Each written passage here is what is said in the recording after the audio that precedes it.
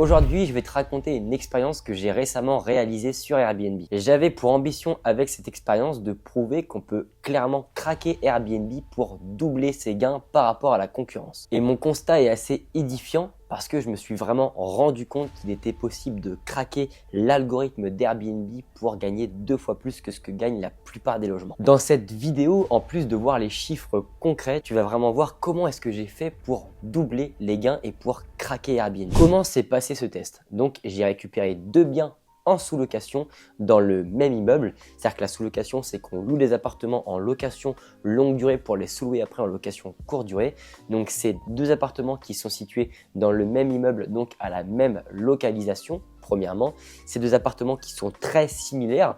Donc, ces 2 appartements avec 2 fois 2 chambres. C'est des appartements qui ont été rénovés récemment et c'est aussi des appartements qui ont exactement les mêmes équipements.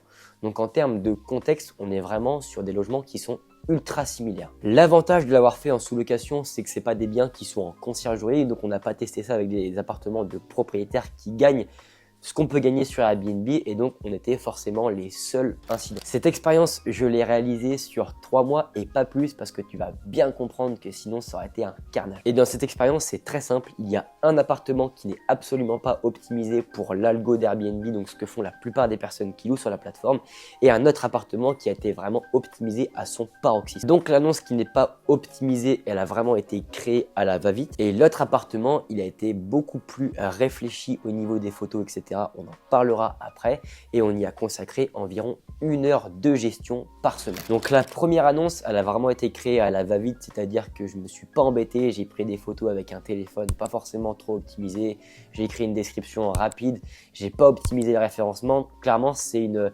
annonce que j'ai réalisée en l'espace de 1 heure, 2 heures grand maximum et j'y ai consacré aucune gestion au niveau du référencement sur la plateforme Airbnb et Booking. Donc c'est une annonce que j'ai postée et ensuite je n'y ai plus touché. La deuxième annonce, c'est une annonce qui est beaucoup plus optimisée, donc j'ai vraiment réfléchi à comment est-ce que je pouvais faire pour bien répondre aux critères de l'algo d'Airbnb. Et donc pour ça, ça a été le fait de prendre des photos qui sont vraiment très belles avec un appareil photo professionnel, le fait de mettre des photos dans un ordre bien spécifique, le fait de créer une description qui est vraiment optimisée et qui répond à ce que veulent les personnes et qui parle directement aux personnes. Et ça a été aussi une analyse assez régulière, donc j'y consacrais 1 heure par semaine où j'analysais les chiffres sur Airbnb au niveau des différents taux pour bien comprendre comment se comportait l'annonce sur les différentes plateformes, que ce soit Airbnb et Booking, et pour faire en sorte d'optimiser ces différents taux dont je vais te parler un petit peu après pour faire en sorte que l'annonce soit le mieux référencée possible. Alors au niveau des chiffres, et ça je pense que ça va t'intéresser, sur la première annonce qui n'est pas optimisé, donc on l'a loué pendant 3 mois comme ça pour justement voir ce que ça faisait, et en termes de revenus par mois sur l'appartement, on est environ à 890 €. Donc sur la deuxième annonce qui est vraiment optimisée, sur les 3 mois, là on est à un revenu qui est quand même beaucoup plus conséquent, on est en moyenne à 1940 € par mois. Et maintenant je vais t'expliquer comment c'est possible. Il faut comprendre qu'il va y avoir différentes phases pour faire en sorte d'optimiser et donc de craquer Airbnb. Et la première, ça va être la phase de la mise en place. Au niveau de la mise en place, on va faire en sorte de répondre à tous les critères de référencement d'Airbnb, donc de répondre vraiment au SEO. Et donc pour ça, il faut faire en sorte de créer une annonce que premièrement Airbnb veut et que les locataires veulent aussi. Donc pour ça, Airbnb et Booking ont plein de rubriques dans lesquelles il faudra expliquer comment est-ce qu'est composé l'appartement, qu'est-ce qu'il y a à l'intérieur de celui-ci, comment est composé aussi le quartier dans lequel est situé l'appartement. Donc il faudra vraiment créer une description qui répond aux standards de référencement d'Airbnb premièrement, mais qui donne aussi envie au locataire de réserver. Et donc pour ça, on va faire en sorte de lui parler directement et faire en sorte de l'identifier et de jouer sur les éléments sensoriels, que ce soit au niveau de la visibilité, donc qu'est-ce qui se passe aux alentours, au niveau de la proximité des commodités, et faire en sorte de le mettre dans la situation où on va lui poser des questions. Par exemple, vous avez envie de respirer l'air marin de Dieppe. C'est des choses comme ça qui font en sorte que celui-ci va se projeter. Il aura vraiment envie, il va sentir un petit peu, il va sentir le goût monter, le goût de réserver l'appartement, parce qu'il sait que l'appartement, c'est un appartement qui va lui apporter des expériences. Ensuite, une phase très importante pour créer une annonce optimisée, c'est bien comprendre que la plupart des personnes sont des personnes qui sont visuelles. Donc, ils accordent énormément d'importance importance à la vue et donc pour ça, il faut vraiment créer des annonces qui sont optimisées au niveau des photos.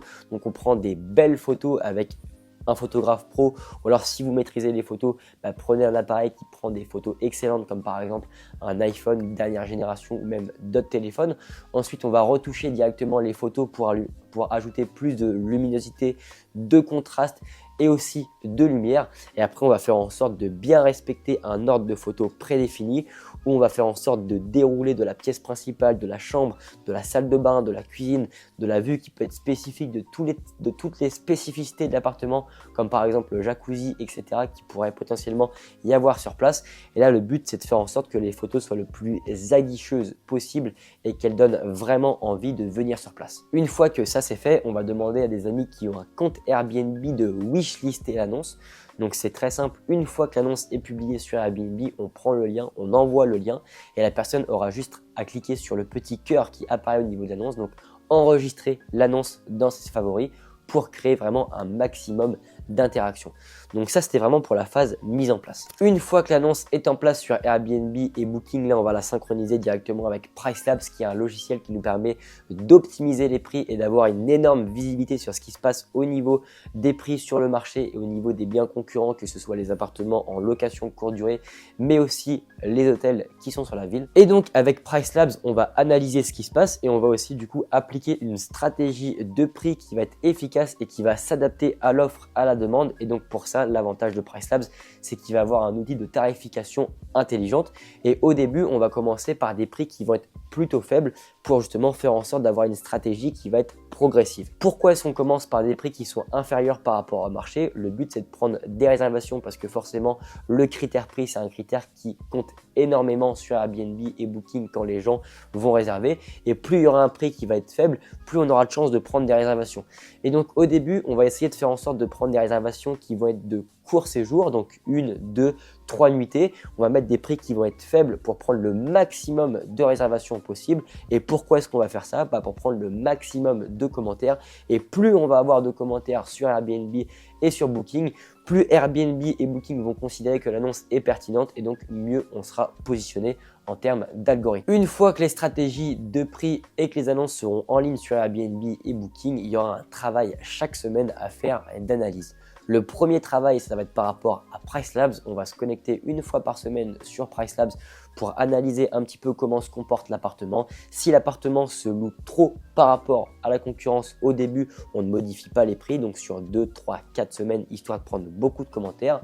Mais par contre, une fois qu'on a déjà pas mal de commentaires, là, c'est là où on va pouvoir rehausser les prix. Et donc, à partir du moment où l'appartement est full, on va pouvoir augmenter progressivement les prix jusqu'à ce qu'on obtienne un même taux d'occupation. Et dès que le taux d'occupation commence à baisser et qu'il est inférieur par rapport au marché, c'est là où on va faire en sorte de baisser les prix. Mais ce qui est important, c'est d'augmenter progressivement les prix jusqu'à arriver au prix qui nous permet de louer le plus cher possible et d'avoir le meilleur taux d'occupation possible. Donc là, c'est vraiment beaucoup d'analyse et de jouer à la mano. Et une fois que ça c'est fait, on va analyser les différents taux pour bien comprendre l'algorithme sur Airbnb. Donc il va y avoir 3 taux sur Airbnb. Le premier, ça va être le taux de clic. Donc ça va être le nombre de clics par rapport au nombre de vues sur l'annonce. Le deuxième taux, ça va être le taux d'interaction. Donc ça va être le nombre d'interactions par rapport au nombre de clics. Et ensuite, le troisième taux, ça va être le taux de prise de réservation. Donc ça va être le nombre de réservations par rapport au nombre de personnes qui ont cliquer sur l'annonce. Et forcément, il faut que les taux soient le plus proche possible de 100%, donc de 1, même si c'est clairement impossible. L'idée, c'est de comparer ces taux par rapport au taux du marché et faire en sorte d'avoir un taux qui est plus élevé par rapport à la moyenne. Parce que Airbnb va considérer que l'annonce est pertinente qu'à partir du moment où les taux sont plus élevés par rapport à la moyenne. Et donc, pour ça, c'est très simple. Ce qu'il faut faire, c'est faire en sorte de créer une annonce optimisée, avoir des prix qui sont forcément un petit peu en dessous par rapport au marché, et plus ces taux vont être élevés, plus Airbnb va considérer qu'on est bien référencé, plus on aura un bon référencement et donc plus on aura de visibilité et donc forcément tout ce qui va en découler derrière, donc l'interaction et la prise de réservation va être élevé.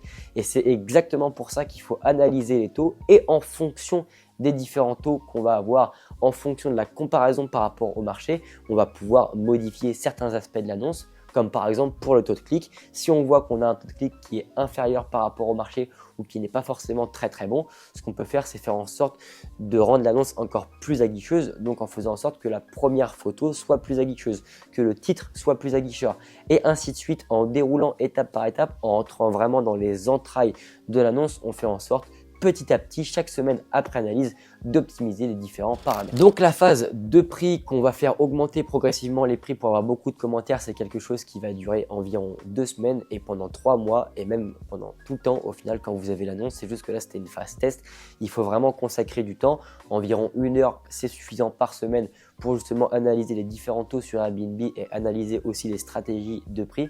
Et bien c'est comme ça qu'on arrive à faire en sorte de bien faire référencer l'annonce, donc de bien comprendre comment fonctionne l'algorithme, et une fois que l'annonce sera bien référencée et qu'elle sera sur la première page, et ben c'est comme ça qu'on aura craqué Airbnb, qu'on aura compris son algorithme et qu'on aura fait beaucoup mieux que ce que fait la concurrence, et donc forcément plus de visibilité égale plus de réservations égale plus d'argent. Maintenant, ce que je t'invite à faire, c'est de réfléchir à des amis qui ont des biens en location courte durée et de leur partager cette vidéo parce que crois-moi, elle va vraiment leur servir. Si tu t'intéresses à tous les business qui tournent autour de l'immobilier et de Airbnb et que tu souhaites t'enrichir dans l'immobilier sans investir, je te conseille d'aller voir en description, il va y avoir différents liens qui peuvent t'intéresser. Si tu veux savoir comment est-ce qu'on fait pour s'enrichir dans l'immobilier sans investir, je te conseille de cliquer sur cette vidéo.